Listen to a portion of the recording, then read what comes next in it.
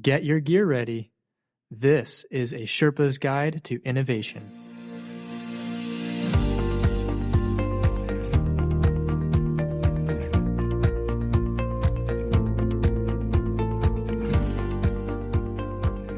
That's right. It's a Sherpa's Guide to Innovation, a podcast dedicated to guiding you along your innovation expedition. I'm Ben Tingy, your host. My Sherpa colleague, Jay Gerhardt, is with me in the studio again. Hey, Jay. Good morning to you, Benjamin. Good morning. And today we welcome Karen Dillon to the podcast, the former editor of Harvard Business Review, a New York Times bestselling author, and a highly sought-after keynote speaker.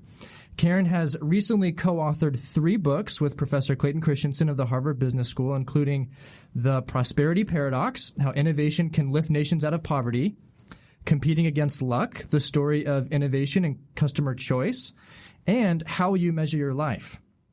Currently, she continues her editing contributions to the Harvard Business Review and to the Clay Christensen Institute for Disruptive Innovation, and is also editorial director of BanyanGlobal Family Advisors. She's also the author of the Harvard Business Review Guide to Office Politics and previously served as deputy editor of Inc. magazine.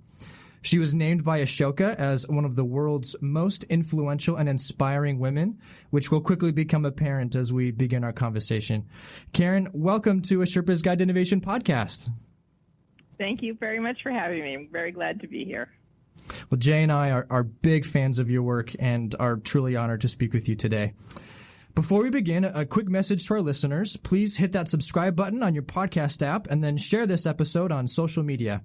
Engage with us on Twitter using the hashtag InnovationEngine and connect with us on LinkedIn. We'll also provide some links to Karen's research and books and Twitter handle in the show notes, and we strongly encourage you to purchase a copy of any of her books. And here we go. I'll start by asking a couple introductory questions to you, Karen, so our listeners can get to know you better. Then we'll shift to open Q&A. How's that sound? That sounds great. Let's go for it. All right. Okay, Karen, fill in the blank.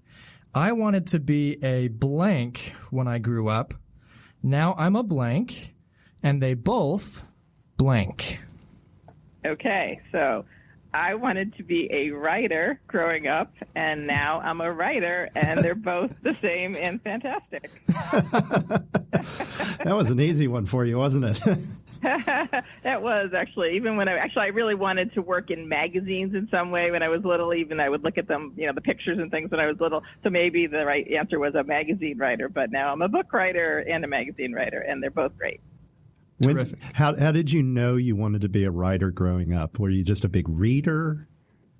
I was a big reader, but I just always found it easy to write. I liked writing. It was one of those things. Even in college, it was one of the classes that was almost never the homework for me. I mean, it was, but I enjoyed reading. I enjoyed writing. The other things were harder, and it just was probably what I was naturally most good at. But I love the idea that you can create something from nothing, right? With your mind, with your words, with fingertips on. And in my day, it was a typewriter and then became a keyboard at a computer. You can create with your words and your thought. You can shape something that will be there forever. That you've created and put something into the universe. I really love that.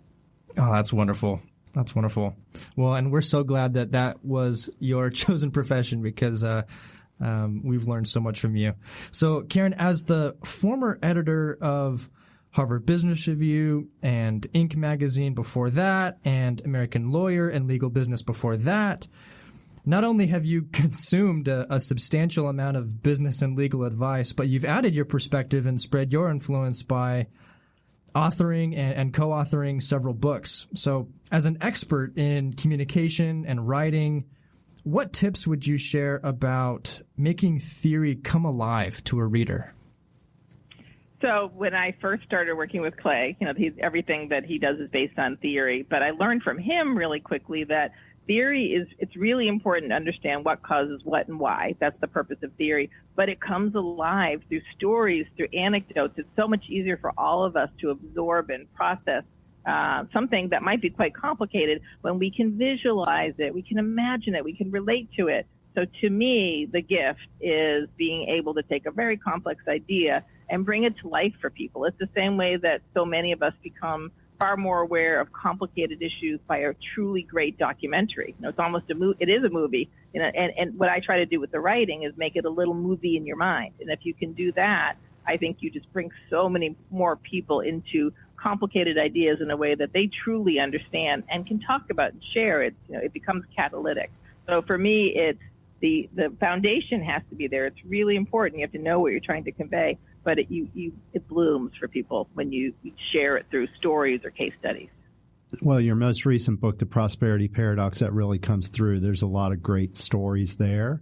And we were fortunate to talk with your colleague, Efosa Ojomo, in episode 40, and had a great discussion with him about the prosperity paradox.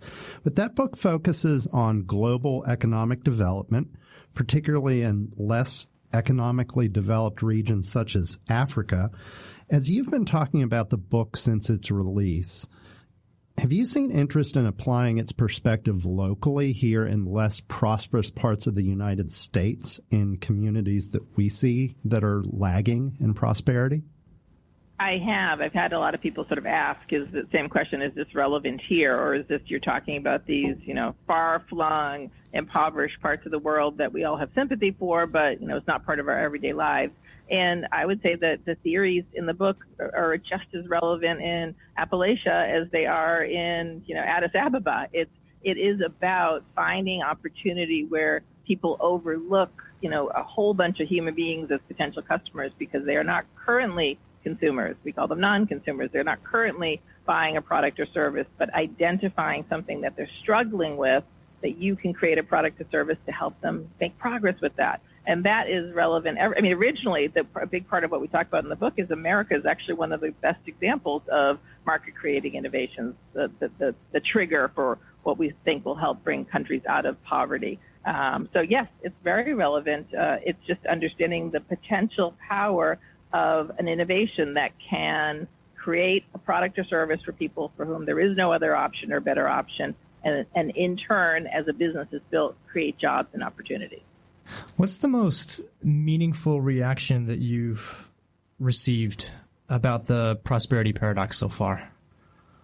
I think for me personally, it was actually in doing some of the interviews with the people that we focused on in the book. So it was before it became a book, but talking to individuals who accomplished something, against the Herculean task, against impossible odds, but yet they built something. They built a company. They've changed lives, and they have a growth opportunity. I think having them maybe take a minute to sort of say, yeah, I guess this was hard, and I did accomplish something. Maybe we helped them validate, that what they had done, perhaps by instinct, actually made sense in the theory of the book. That was really fun for me. So meaningfully was almost the keep on going that we could give those people who were doing really good things in parts of the world that you would never think provided fertile opportunity.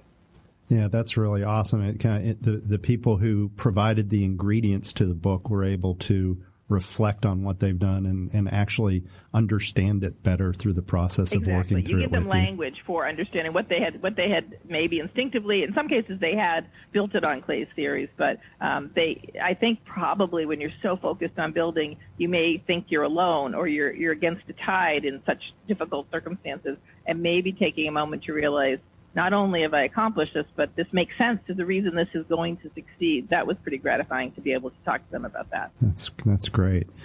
So in the world of improv, we do something called a time dash, where we might jump back or forward in time. So we're going to jump back in time just a little bit. Okay. In the acknowledgement section of How Will You Measure Your Life, you start with the sentence, "Meeting Clayton Christensen changed my life." Tell us about that very first meeting and how it ultimately changed your life. Sure. So I knew who Clay Christensen was when I was at Harvard Business Review. I was the editor of Harvard Business Review magazine, and he, of course, is one of the most famous thought leaders in the world, but I had never met him. I just had seen his work in the pages of our magazine. And one particular spring day, I was planning a double issue for Harvard Business Review where you need a little more content than normal. And I was just casting around for an idea for something to fill the magazine that wouldn't be too onerous to create. And for whatever reason, it just occurred to me that maybe I could do something about the soon-to-be graduates of Harvard Business School. It was the spring of 2010. And I remember thinking, I bet it's going to be interesting to know what these guys are thinking, having applied to business school when the economy was booming. A few weeks into getting to Harvard Business School and those tuition bills, the recession took hold. And then they had 2 years to kind of prepare themselves for the going out into the world. And so I thought, maybe it'll be interesting to see if they've recalibrated their definition of success while they've been in there. And in calling around to students, somebody mentioned in passing that Clay had been asked to and given a sort of commencement speech, not at commencement, but for the class that was about to graduate at Harvard Business School, that they had found really moving. And that was sort of all I knew, all I heard, and I just called up his office and said, can I come over and maybe we'll fashion whatever you said into some kind of a essay for Harvard Business Review. And what I now know is fairly remarkable based on his schedule and how in demand he is. The answer was, yes, sure. And when we scheduled me to come over very quickly. So I went over really just thinking, what's the fastest way I can help him draft something that's going to be a quick win for the magazine.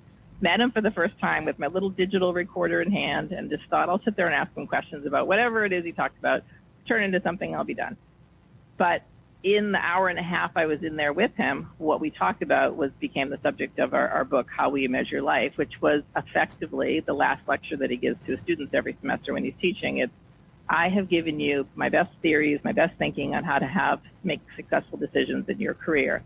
But more important is making sure that you use this thinking to have a successful life.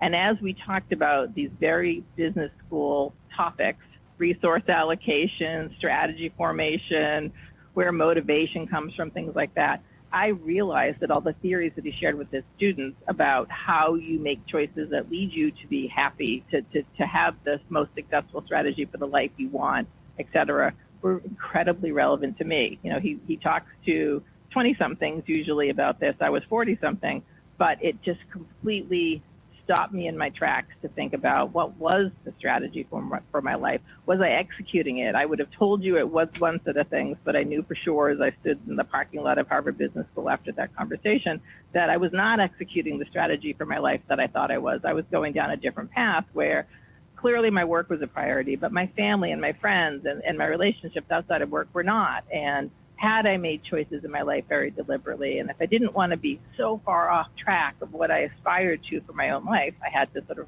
reckon with that. And that was the beginning of my taking a full year with my husband and with goodwill from Harvard Business Review to eventually make the decision to leave Harvard Business Review and kind of reshape my life. And since then, I've still continued to work, but just in different ways. I've had the good fortune to work with Clay now on 3 books. I work at Banyan, which is a consulting firm for family businesses. I've pieced together things that are incredibly fulfilling for me, but also allow me to shape my personal life so that my family and friends are really the priority. So it really did literally change my life. I walked away from being the editor of Harvard Business Review to doing a completely different palette of things. And I think gaining lost time for what I had sacrificed in the years before that with my family, gaining it back. That's awesome. Thanks for sharing that. It was real to you. You didn't just co-write a book. You lived it. No, I lived it. That's why I love the idea. I love Clay's ideas because the point is you can take this and apply it in your own context. If you understand the theory and how it works, it becomes a tool for you. And it became a tool for me. And I believed in it enough to rebuild my life using those tools, the theories in that book. So yes, it's very real to me. Wow. Well, your co-author on that book, How Will You Measure Your Life, was James Allworth, who is on the Exponent podcast with Ben Thompson. And that podcast has been an influence and an inspiration for us as we've started our own. And he co-wrote How Will You Measure Your Life fresh out of his Harvard MBA. And so it's interesting to have this the trio of you working on that all together. What did you learn from James that was perhaps unexpected? And what do you remember most fondly about your collaboration? So all of James was unexpected for me because he was just I had written the article with Clay in the magazine first, and then Clay asked him to stay on as he was graduating from Harvard Business School to be a fellow, a research fellow, basically. And they decided together they were going to work on a book that fleshed out the ideas from the article we wrote together in the magazine. And then I came in as the third person after they had sort of advanced it a lot. So he was young, ready for the world, had been in Clay's class and was very eager to challenge thinking. And, there was nothing about James that wasn't thought-provoking all the time. And that turned out to be an incredibly effective trio, the three of us, because I'm in there as a middle-aged mom who's had a career in, sort of serious business writing. Clay's in there as the thought leader, the theory guy, but Clay likes to be challenged. He likes to see what are the anomalies of my theory? How can I make it stronger? What does it not explain? And James was trying to get his hands around and truly understand these theories and see, does it apply? When does it not apply? And so somehow the span of the three of us, and I think I said in my acknowledgments, but we literally, we spanned ages, we spanned probably politics, we spanned religious spectrums. Clay's very religious, and James is an avowed atheist, and I describe myself as somewhere in the middle. It became very potent that we could have very robust discussions to understand, apply, think about, challenge each other without it ever being disrespectful, and still collaborate and produce something that we're all really proud of. So it was a fantastic experience. James also, this is how the age gap appeared.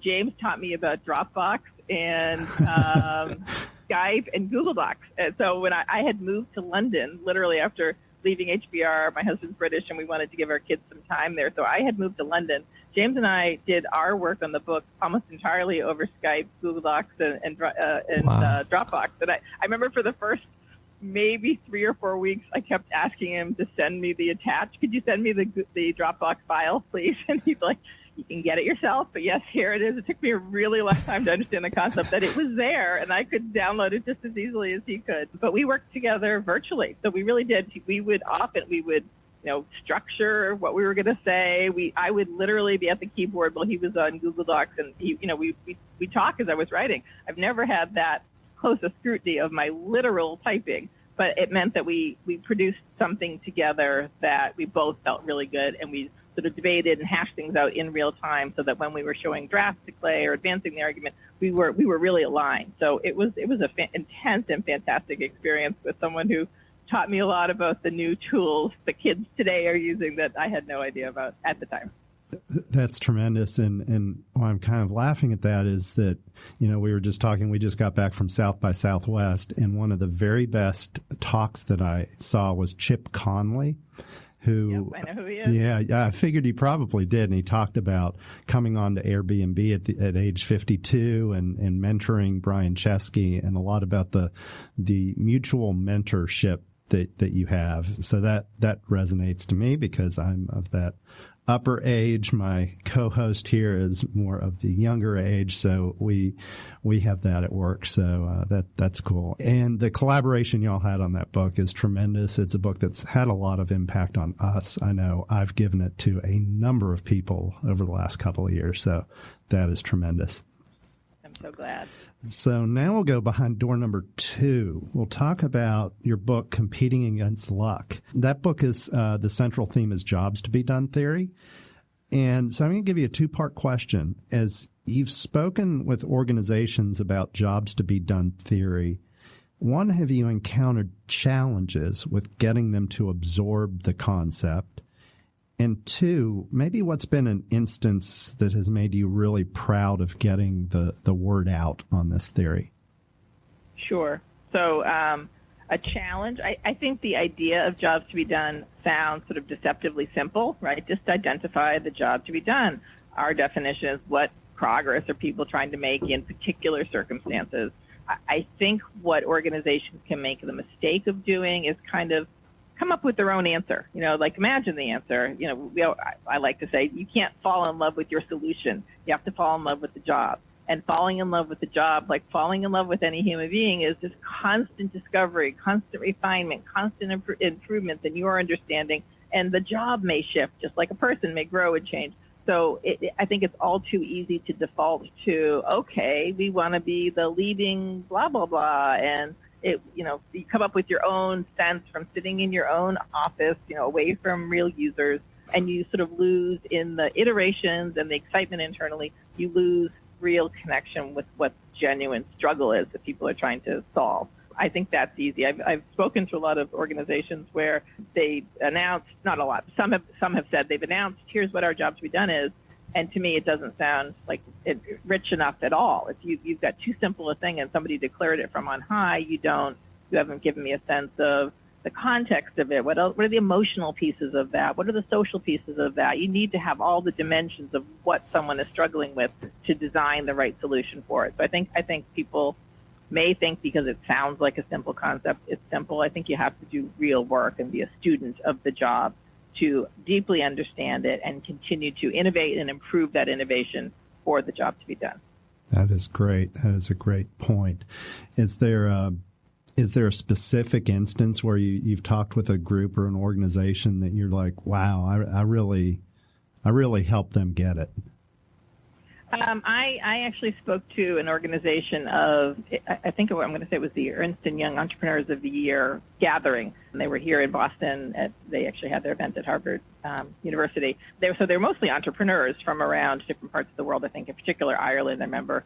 And after I spoke about it, somebody got up and said, that just rocked my world. Not because, none of these things had occurred to me, but because it made them understand that even as an entrepreneur in a smaller organization, they had the ability to continue to, if they understood their job to be done better than their competitors, that leveled the playing field for them. And I don't have to be the best, most expensive, the most, bells and whistles on my product or service if I'm better at the emotional part of the job to be done, if I'm better at the social part of the job to be done. There's a lot of room for me to be the best, even if I'm not the biggest.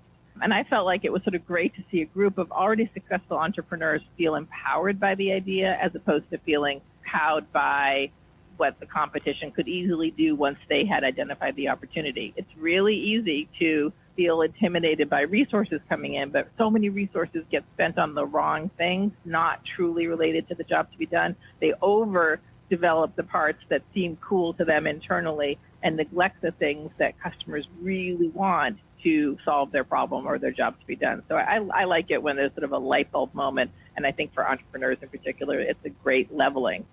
Yes, we can compete. If we're better at this, then we can be better at this because I think we do understand our customers better than other people do. So it's a start to hopefully them continuing to grow and seeing opportunity. Yeah, that's great. It's almost like that light bulb goes off and all of a sudden I've got the unfair advantage if I understand that job and my competitor doesn't have it. My understanding is competitive advantage, and you don't have it, and I know I do, and I can build on that. Yeah.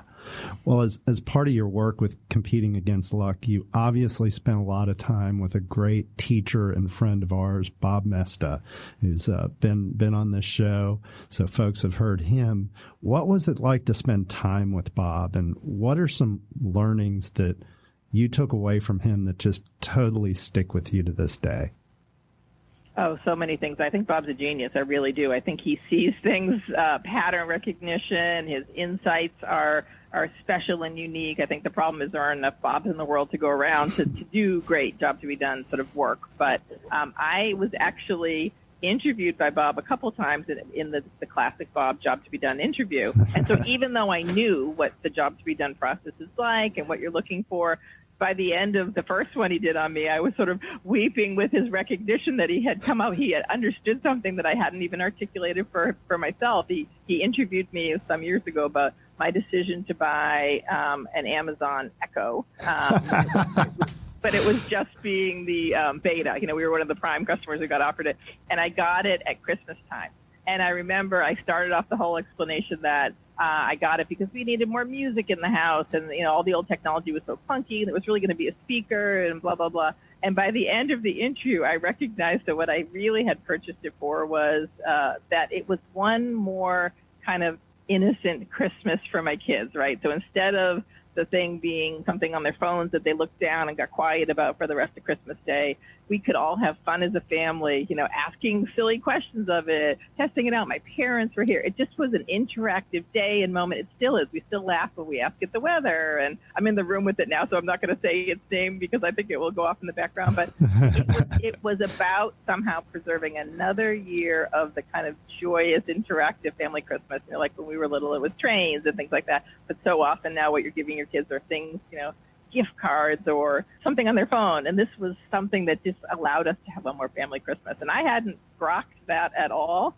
until he walked me through the interview. And by the end, I was all like, you're right. I just want one more wonderful Christmas with my kids. Oh, the Bob Moesta treatment. He's a genius at getting you there without you understanding where that path is going. So I've learned so much from him, including he's really great at not falling in love with solution, is finding and identifying the job. He doesn't, we are all so biased and we come with our own ideas and we don't know it. We think we know better. I know even when I was at Harvard Business Review, it was really easy for me to hear the things I wanted to hear in focus groups that we did and kind of ignore the things that didn't fit my theory of what customers really wanted, what readers really wanted. And he is really great at being neutral and following the breadcrumbs until he's come up with a pattern. And I think his insights are inspired. I think the way he does the interviews are inspired. I think his examples are inspired. I think he's a genius. And he's a fun, nice, decent human being. He's all good things together. Well, we totally agree. And that is one of the best ways to learn about jobs to be done is to be interviewed. And the very first meal I shared with Bob, I mean, it was very quickly an interview about why I bought Sonos speakers. And he has some kind of a rule that if you're within 3 feet of them, he can ask you questions. So if you're like checking out in a Target or whatever, he feels that's completely legitimate. So he's kind of constantly hunting and gathering, and it's almost like a mini therapy session when you go through a job to be done interview, because you realize something about yourself that you would not have been able to articulate. If somebody said, why did you buy those speakers? You would have had an answer, but it may not have been what he kind of concluded with you by the end of that was the real answer. And the pieces that might not have been evident are the emotional and social components, which are really powerful and really important. Yeah, tremendous. He goes deep. Well, Karen, tell us about your work with BanyanGlobal Family Advisors, and how have the theories of market creating innovations or disruptive innovation theory helped you in that work? Sure. I would say it started with why I'm working with them in the first place. It goes back to the theories and how will you measure your life. I have called myself for years semi-retired, a very busy semi-retired person. I write books with Clay, continue to be a contributing editor to HBR, but I had constructed a different professional existence. And then a former colleague of mine had been working with Banyan, which is a small consulting firm that focuses only on high net worth family businesses that are trying to make transitions and difficult decisions. It's not about how they invest their money. It's about how do we decide if this is a multi-generational family business and who gets to decide what, and how do we make good decisions together so that we can still choose to be at the Thanksgiving dinner table together and the family doesn't have to fall out. One of my colleagues from Harvard Business Review had been working there, and she called me as she was getting ready to retire and said, I'm going to give you a gift. I'm going to recommend that you talk to my colleagues here at Banyan because I just think you will find the work stimulating. I think you like the people. It's a good fit for you. And in my mind, I'm like, absolutely not. I don't want a job. I am so happy with my gig economy existence and being a writer. But I sort of agreed to, somewhat reluctantly. And then when I met people who are now my colleagues from Banyan and the work that they do, it just checked all of the boxes that we talked about and how we measure your life on, how you make sure your work has meaning for you and grows you and stretches you and challenges you. It was new learning for me at my age and stage of life. I was working with people who would respect me and value me, and the mission I thought was appealing and exciting. So I I ended up choosing to work at Banyan because it for me was an unexpected growth opportunity at this later stage of my life. So it was true to the work we had written about and measure about how you make good choices about your career. And sometimes your strategy needs to be deliberate, and sometimes it needs to be emergent. And in this case, it was emergent that I would be able to juggle this with my other work, and it's been really happy. So I'm there really because of living proof of one of the theories we talked about in the book, How We Measure Your Life.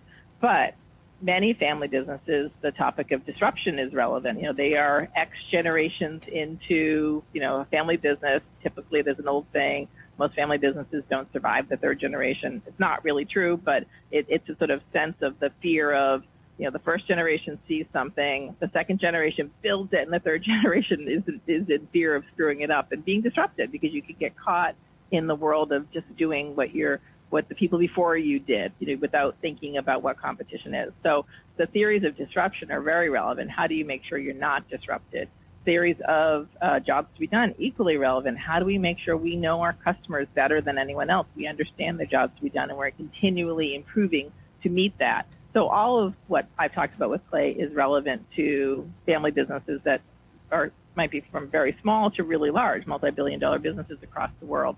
So it's all been interesting. But the sort of joy for me is the reason I'm there is because it has been a really wonderful growth opportunity at an unexpectedly late stage of my career. What a fulfilling story. That's terrific. So this next question has been on our minds for a little while, and you work closely with Clay, and so we're wondering if maybe you could validate or enlighten us on a trend or a shift that we think we've identified. So earlier in Clay's theories, he spent a lot more time on the low-end part, and he's spending a lot more time now on the non-consumption, new market creation stuff. So it began as this two-party theory of competition, and now he's talking about new markets and new product categories and job creation and increased access for millions of people. Can you tell us, what are your thoughts about how Clay's definition of disruption has evolved over the years? Sure. I think you've pinned it exactly. Clay would be the first to tell you that the theory of disruption itself has evolved enormously over the years, from his initial thesis all the way, through the many iterations in books. He constantly is looking to improve his theory and what doesn't explain. And, he's got a big wooden sign in his office that says anomalies wanted. He wants that. He wants to make it stronger and better and shape things a little bit. But he would also say that the word disruption has just, spread like wildfire well beyond his intention or what the intention of the theory is. The theory is really specifically talking about the competitive, the defensive strategy that incumbents tend to veer towards in the face of a new entrant, a low-end new entrant. So it's really just predicting the behavior. And so the idea is if you understand that your default is probably going to be this behavior, you're going to go more up market, you're going to try to charge more, you're going to try to hold on to fewer customers but get more money out of them, making yourself more vulnerable to the disruptive entrant, the new, just good enough, inexpensive product or service. If you understand that's the pattern, you might save yourself from it. It also certainly makes appealing to the disruptors the idea this is the vulnerability. They're going to do that, so I can get my way in slowly. But it does just do that. It really just talks about that relative relationship between new entrant, disruptive new entrant, and incumbent. It doesn't tell you how to grow. It doesn't even tell you how to be that successful new entrant. What's your product or service? How do you identify what people care enough about to pay for and what they don't care enough about it that you can take it out of your product or service? That's what the theory of jobs to be done is supposed to help you do, is to identify the growth opportunity.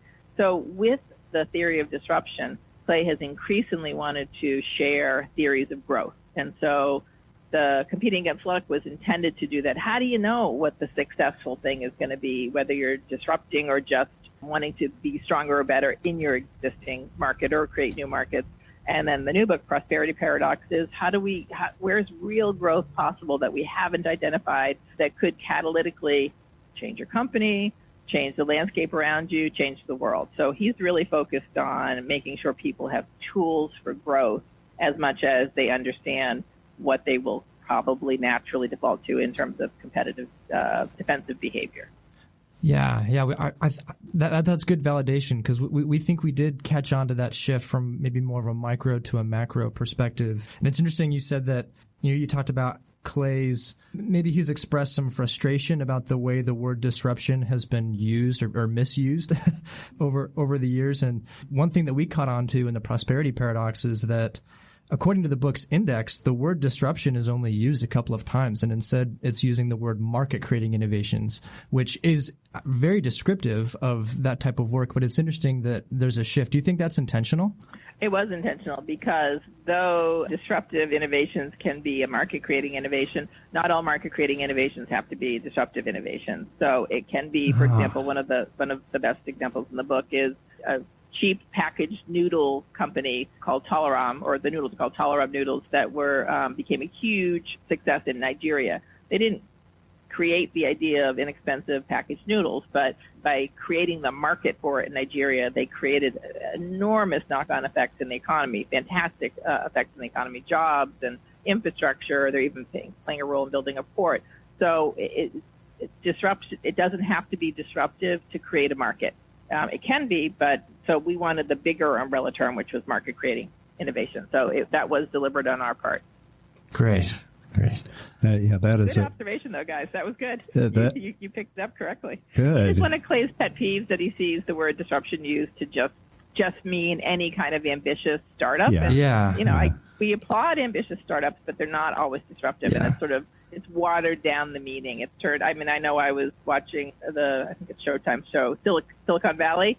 And there was a conference where on this TV show where it's a sort of parody of Silicon Valley, where the crowd starts chanting, disrupt.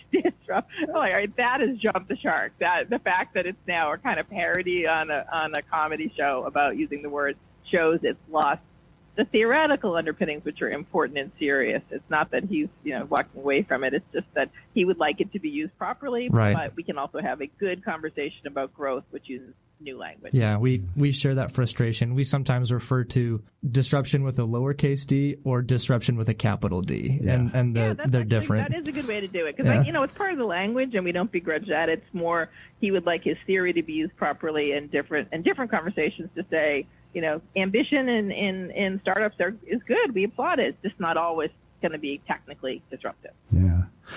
So to close things out, you've co-authored 3 books with Clay. How has your approach to writing with Clay evolved? And are there any surprising or even humorous anecdotes you can share with us about that process? Sure. So I guess that's an interesting question. I think over time, we've just developed we just work very well together. But I think what I relatively quickly learned, but I think this is valuable for everybody to understand, both about him and about asking questions in your own life. He's a teacher naturally. That is what he's so gifted at, in addition to being such a powerful thinker.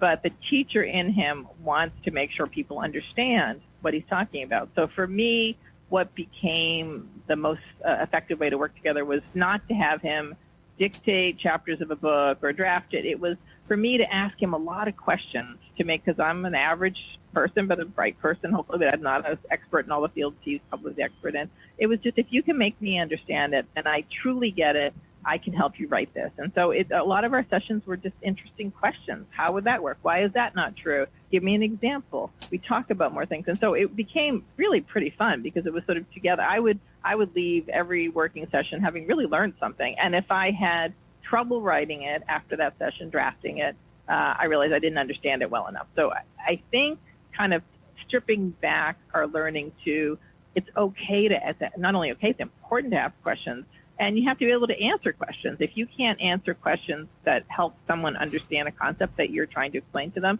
that's your fault too. So I think for both sides to recognize the value of connecting with good questions and answers is where you get insight. And so that's what our process became. I know he would say that, is that I would just ask questions that would challenge, break, reform, show the aha moment, and he is the consummate teacher. So it became really fun to sort of go in there. It was like having a great tutorial, every time. And I felt so privileged to be, in the front seat of, the Clay Christensen experience. I sat in his office for many, many, many hours getting this one-on-one kind of great collaborative session with one of the world's, great thinkers. It was really just a gift. That's wonderful. Well, Karen, what's next for you? What's on the horizon? Well, I'm actually working a lot with Efosa, my co-author, and Clay, but to try to spread the word for prosperity paradox. We really want to make sure people understand the power of these ideas. We're doing a lot of speaking about it. So right now, we're just trying to spread the word. So in the short term, that's what's next on the horizon. And I continue my work at Banyan, which is a great joy. So I have a really nice balance of working with colleagues I love who are growing and stretching me, and working on a project I love with Efosa and Clay on the prosperity paradox to try to spread the word so people have these tools. Just like I got the gift of having these tools to make a reshaping of my own life from how will you measure your life, we're hoping we can offer people the theories as tools for them as well. That's wonderful. That's wonderful. Well, Karen, thank you so much for speaking with us today. It's been a delight. It has been my pleasure. Thank you guys so much for your interest. Yeah, this has been an awesome conversation. We appreciate it. Well, again, thanks to all of our supportive listeners. Please remember to subscribe to and share this podcast. And if you haven't already, go buy The Prosperity Paradox and Competing Against Luck and How You Measure Your Life for yourself and a friend. This is Ben Tingey. Till we meet again.